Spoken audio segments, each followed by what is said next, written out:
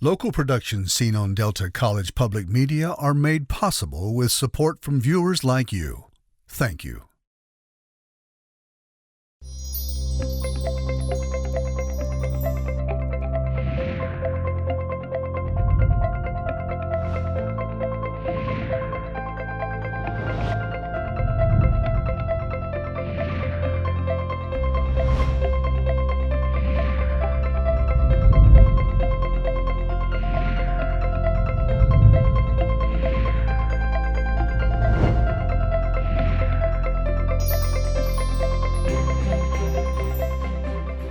Hello, everyone. Welcome to Junia Doan's The Spark. I'm Junia Doan.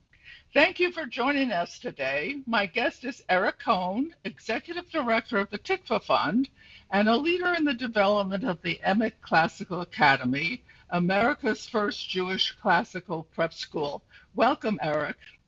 Mr. Cohen, delighted that you're here again. Such a pleasure to a chance to explore something I don't really know anything about, and that is the Tikvah Fund. Could you explain something about its charge, how it's grown over the years or not, and your role in it? Well, thrilled to be here, and I'm happy to tell you a little bit about Tikvah. So, Tikvah really is built around three big ideas. The first is that the Jewish people, the legacy of the Hebrew Bible, the ideas that have been brought to life in the stories of Abraham and Isaac, Jacob and Moses, the biblical vision is really important to Western civilization. It was central to the founding ideas of America and who we are as a covenantal nation, central to our ideas of religious freedom and what it means to live a life of dignity and purpose and liberty. And so our first mission is to try to bring these great Jewish ideas into the world. The second mission is that the Jewish people today, and of course the modern state of Israel, we face big challenges. And that if we're going to face those challenges and live up to our deeper purpose as a light unto the nations, we need the clearest thinking, the clearest strategic thinking to guide us about how Israel can defend its sovereignty and security in a difficult Middle East, how American Jews can educate and pass down their heritage to their children, how we can advance ideas like school choice that are so central to giving all Americans, including Jews, the freedom and resources to educate their kids. So the second mission of Tikvah is really to try to advance good ideas and the big challenges we face. But the heart and soul of what we do is the third thing, which is to try to educate young people. And we've certainly seen in the last year, since the horrific attacks of October 7th and the rise of anti-Semitism on many university campuses, that we need courageous, well-educated, confident young Jews and young Zionists who understand their history and their heritage and can stand up as Jews in defense of the West, in defense of Israel, in defense of America. And so we work with thousands of young Jewish students from middle school to high school to college, and we try to educate them in their own history so that they can help build the future. What part of their history do you emphasize? So we really explore the broad sweep of Jewish history. Obviously, we try to begin at the beginning, and we really think that the founding texts of the Jewish people, which is also the Hebrew Bible, one of the great founding texts of Western civilization, is a book that all young Jews should grapple with and wrestle with and understand and learn from. That there are great ideas in there about human nature, about politics, about morality. So we begin with the Bible, but then we really emphasize some of the great figures and defining moments in Jewish history from ancient times to modern times. And I'd say with a special emphasis on the Jewish experience in America, and how Jewish ideas and the Jewish people have helped shape the American story, but also a big emphasis on Zionism and on the heroic history of the Zionist movement that, the modern Zionist movement that really began in many ways with Herzl in the late 1800s and led through many trials, tribulations, and tragedies, and also great courage and heroism and miraculous rebirth of modern Israel in 1948. And we try to teach young Jews that story so that they understand their history, which is really the only antidote to kind of the despair and hysteria and challenge of the present is to understand our history. And so that's what we try to teach our students. The Jewish perspective, I believe, is that Judaism had something to add to what Greeks started with the emphasis on cultivating the individual intellectually and athletically, and the Romans, which were more civic minded perhaps, but also cruel. Everybody is cruel at sometimes, it seems. Could you talk about, or would you talk about, what Judaism has to offer at those to Greek and Roman philosophy? Yeah, it's a great question. And if we want to try to understand the West, this idea of Western civilization and what it is, well, obviously, it's heavily shaped by Greek culture, Greek philosophy, Greek wisdom. It's shaped by Roman republicanism and Roman understandings of building a political order. But what the West really is it's Greek and Roman culture, but recast in a very big way by Judaism, by Jewish tradition, and it's because I think the Jewish tradition, the Jewish way of life, the spirit of Jerusalem brought certain crucial ideas into the world.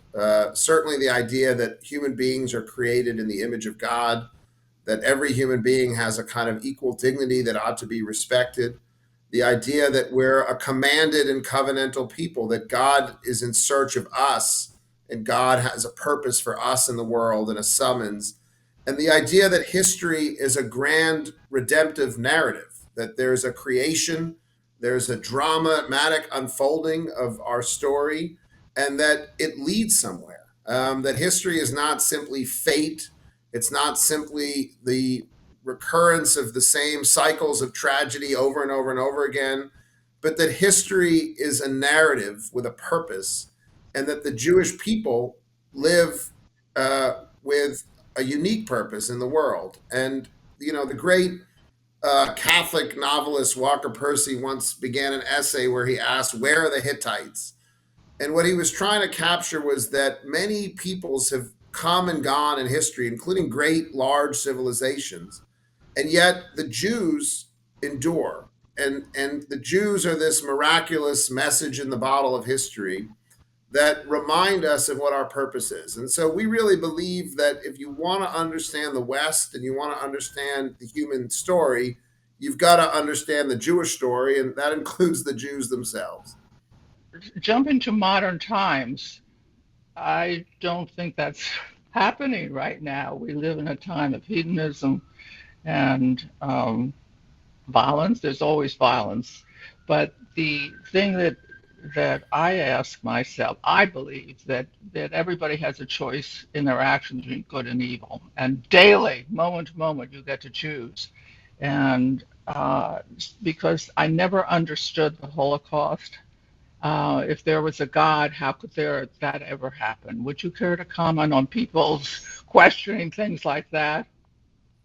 Well, those are the deepest questions of all, but I think you captured it well, which is that I think the Jewish tradition teaches us that we are commanded and to live a certain way, that there is a moral order and that we're answerable for our actions, but that human history is also shaped by freedom.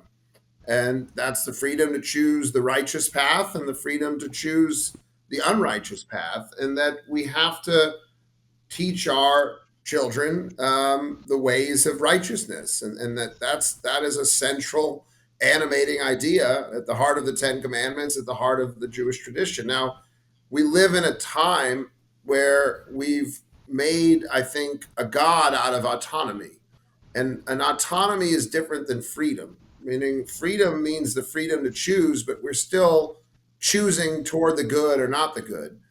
The idea of autonomy, which really leads quickly to nihilism, is the belief that we can do whatever we want. We're answerable to no one other than our own desires.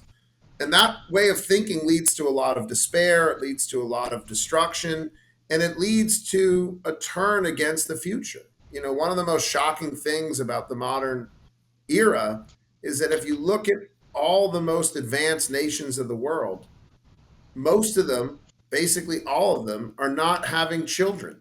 They're not having enough children to exist into the future, to pass their own civilizations down, with one amazing exception, which is Israel. And so I think the modern age right now is in a kind of cultural crisis. And I think what we need more than ever is Jewish wisdom, not just for the Jews, but for everyone, to show us a way out of this cultural crisis. We need Hebraic wisdom to try to address some of our deepest modern disorders in the culture. And I think for the Jews, that ought to be a very noble purpose. You must have thought this quite a while. What is the answer to your question of obligation and the light? How do you see that happening when Jew hatred or anti-Semitism, even in America, seems robust and growing? I want to start with remembering that even as there seems to be this dramatic growth in anti-Semitism and the radical turn against the Jews, which is not an assault only on the Jews, but on America and on the West. But at the same time, there are friends of the Jews that have never had more admiration, more attachment, more of a belief in the importance of the Jewish people. I was driving recently through North Carolina, and on the side of the road for about a mile was just one Zionist Israeli flag after another. And so I actually pulled over to the side, and when the flag stopped, there was like a big farm stand. And I went in and I just said, I just wanted to ask about the flags. And they said, we love the Jewish people. Whenever they attack Israel, we just put up another flag. And so, yes, we have to take seriously the anti Semitic assault on the Jews, but we also should celebrate the great friends of the Jews that exist. Look, I think the only answer to anti Semitism is a renewed sense of Jewish exceptionalism, that the Jews have a purpose and a summons in history.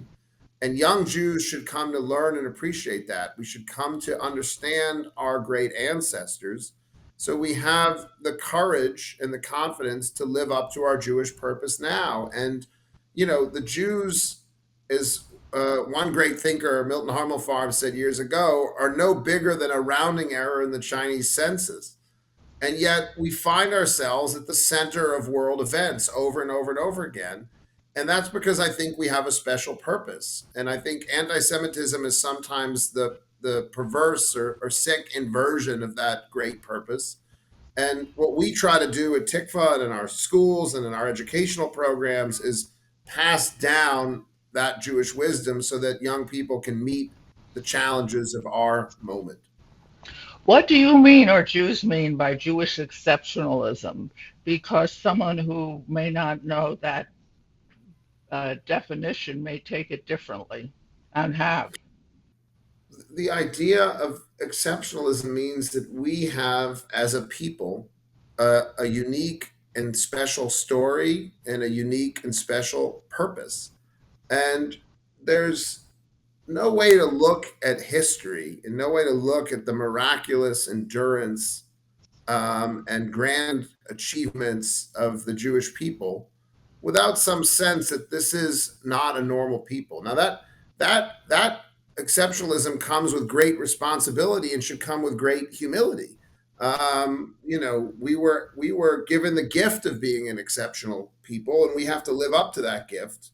And we have the responsibility of being an exceptional people, and we have to live up to that responsibility. So, and by the way, the Jewish people, in many times in history, have failed. The Hebrew Bible is a story of Israelite purpose, but also Israelite failure and divine forbearance and divine forgiveness. But it's ultimately a story of a kind of deep faith that being Jewish matters, that Jewish learning matters, that the Jewish example matters. And we have to focus on that and try to build oases of Jewish flourishing in America and obviously in Israel and around the world. One of the things I think that surprised me was that rabbis comment over the centuries on their thoughts on something in the Bible.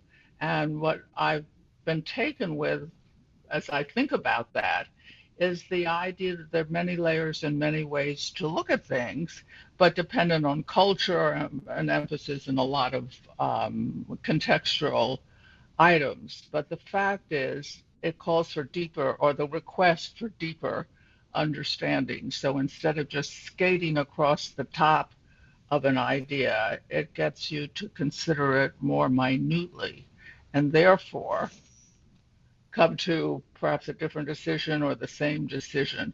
But I'm puzzled why academic life and research papers are being rejected if you're Israeli or Jewish. I don't understand the thinking and how we get there, or even how you clean it up. Well, so let me speak for a minute to your first point about the rabbinic tradition, which is such a deep point, and then talk a little bit about the universities.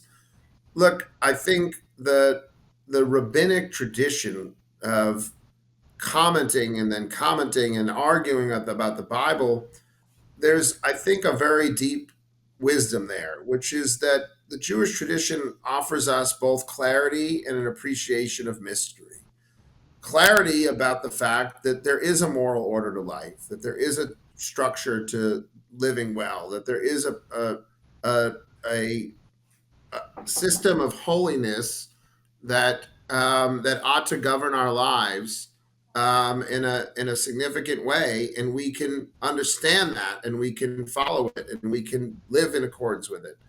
But at the same time, we have to live with mystery, the mystery of evil, the mystery of chance, the mystery of all the things that are not always clear, and that we have to live with that mystery without losing faith. And I think rabbinic commentaries are trying to both clarify what's most clear and grapple with what is both most mysterious. Now, compare that spirit, the rabbinic spirit, to the modern university, which, on the one hand, has embraced a kind of extreme relativism that any moral view goes, then that relativism leads to nihilism. But more profoundly, it's actually become a kind of authoritarian culture. That if you don't believe certain things, if you don't adhere to certain progressive dogmas, you're not often welcome in the university. It is not always a place, or usually a place, of free inquiry, free speech, civil and open conversation. It's become a high towers of dogmatism. And there are exceptions to that, and there are some universities that are offering a different path. But many of our universities are very broken, and we've seen in the horrible behavior that's been tolerated and appeased in attacking Jews since October 7th. We've seen the dark side of many of our universities. And I think our challenge, and this is something Tikvah is really working on, is can we build oases of excellence? Can we build alternatives that will strengthen America and will offer a renewal and renaissance of serious learning, Jewish, American, and Western? And you and Tikvah and a part of Tikvah sponsored a new classical academy that opened this month here in New York City. Tell us about the goals of that school effort. What's clear is that if you want an educational renaissance, the younger you can start, the better. And so for many years, we were working mostly in the college space, late high school kids. And what became clear, I would say, especially during COVID, where, people's kids were, their classrooms were brought into their living rooms for a while, and the kind of breakdown of many of our educational institutions was so glaringly obvious. And so we believed that there was a need for a model Jewish classical school, a school that took academic excellence and the traditional arts of grammar and rhetoric and logic and mathematics seriously, a school that was committed to teaching the great books of Western civilization in a high minded and careful way, that was committed to teaching the Hebrew Bible and the Hebrew language in a serious way, and that could be a real academy for young people with the capability to be leaders. And so we made the bold decision to start this new school called Emet Classical Academy in New York. Emet is the Hebrew word for truth. And just days ago, it accepted, or not accepted, welcomed its first pioneer students. And so this is something that we hope to expand as a school, but then our real ambition is to build a network of schools like this around the country that bring the Jewish classical spirit to life in American classrooms all over the country. That's our big ambition. I admire that ambition because the Christians already do that, don't they? They have Bible centered academic schools through Hillsdale, perhaps, a college in Michigan. Yeah, well, Hillsdale's been a very important institution in American education. But yes, there's been over the last few decades a real renaissance of Christian classical education, and we've learned a lot from studying those models. There's been real growth in Jewish day schools. There are Jewish schools now around the country that are flourishing. What we want to try to do is bring the best of this classical tradition and develop it in a uniquely Jewish way, and in a way that puts Judaism at the center of the learning, and to either build new schools or, where we can, to bring these Jewish classical ideas into existing Jewish schools where we can really elevate the educational spirit and vision. So the classical education movement has been a real bright spot, I'd say, in American life in the last few decades, and we want to make a distinctively Jewish contribution to that larger effort. Tell us something about you, how you came to this part of life and became such a builder. So I grew up in near Boston, and one of four brothers, and in a home where education was everything, and there was never any question about being Jewish. But I didn't have a rigorous Jewish education growing up. I sort of came later to understand the centrality of my own heritage, both to the West and to myself and my life and my sense of purpose. I worked for a number of years in Washington in the kind of think tank world. I got very involved for a while in the bioethics debates that were so central when we were debating cloning and stem cells, and the kind of the moral principles that ought to guide America in that very important arena at the beginning and the end of life. And as I was thinking about those deep questions, I really was reopened to the importance of biblical thinking about the human person. And that led to a much deeper desire to work with in the Jewish world. And one thing led to another. And I was hired back in 2007 as the first executive director of Tikvah. And we've been building institutions ever since. You must get great satisfaction out of that.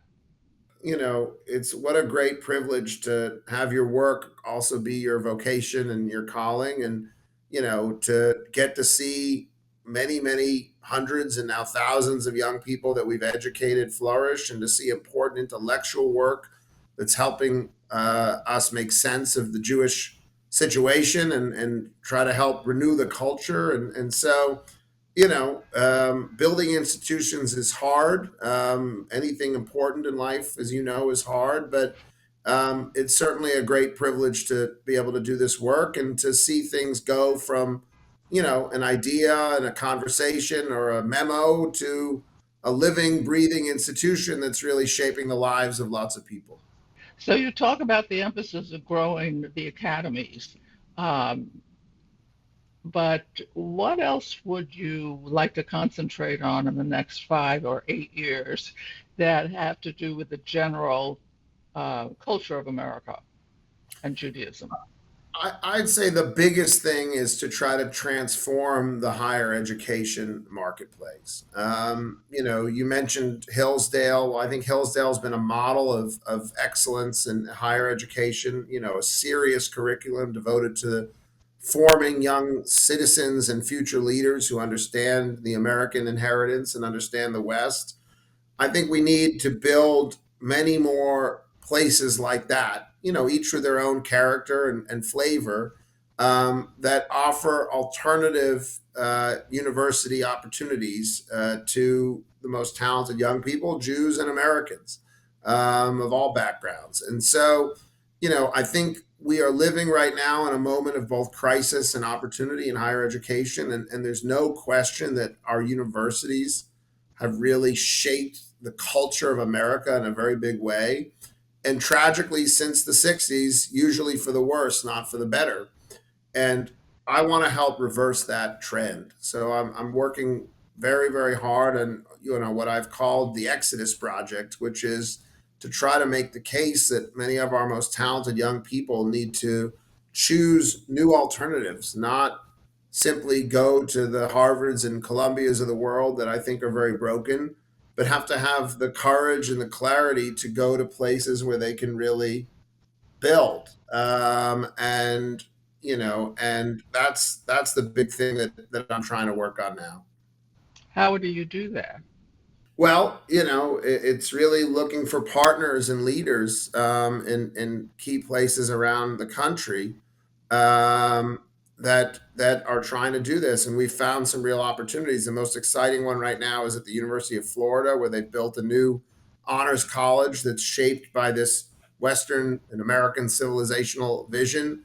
There's exciting things happening in a variety of places, UNC and Texas Austin and Arizona State, where the states themselves have realized that they can do more than complain about the crisis of higher ed. They can reshape their own universities toward the good. And I think we're seeing a real reform movement now in higher ed, and we want to be a crucial part of that story.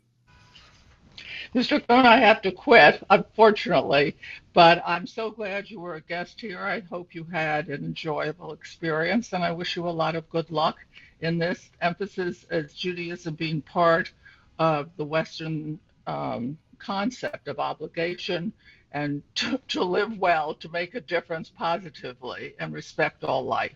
So thank you. And to the audience, I always ask, please to go out and do something kind for everyone you run across, like one person you know, one person you don't know every day, and just do something kind for them. People need that, and we want to lift the culture and the trust of culture. So thank you for tuning in, and see you next time. Thank you. To contact Junia, send her an email at juniadonsthespark@gmail.com. For more information, program schedules, and news about future guests, go to www.juniadonthespark.com. Thank you for joining us. See you next time on Junia Doan's The Spark.